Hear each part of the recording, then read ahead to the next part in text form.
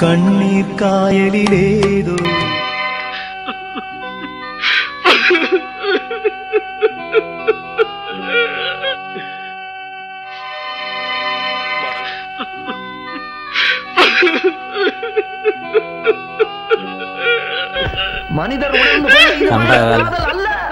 എന്റെ കൂട്ടുകാരുടെ വിഷമം കണ്ട ഇത് കണ്ടിട്ടെങ്കിലും എന്നെ ഒന്ന് വിട്ടിട്ട് വെക്കൂടി.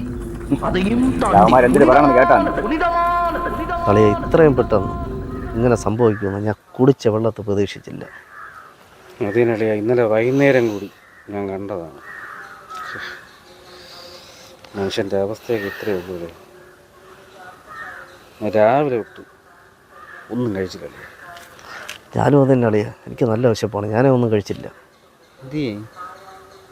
നമുക്ക് ഓരോ കുഴിമന്തി കഴിക്കാൻ പോയാൽ അത് കൊള്ളാം. പൈസ ഉണ്ടല്ലേ എൻ്റെ കയ്യിൽ?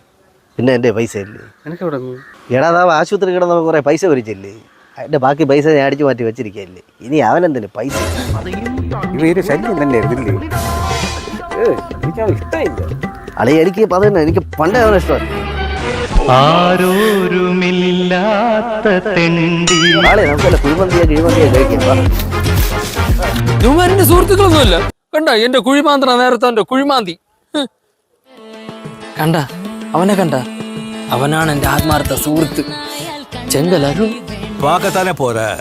അവനെ നിന്റെ കാമുകി വിളിച്ച് സമാധാനിപ്പിച്ചോണ്ടിരിക്കുകയാണ്. നീ ഒന്ന് കേട്ടു നോക്ക്.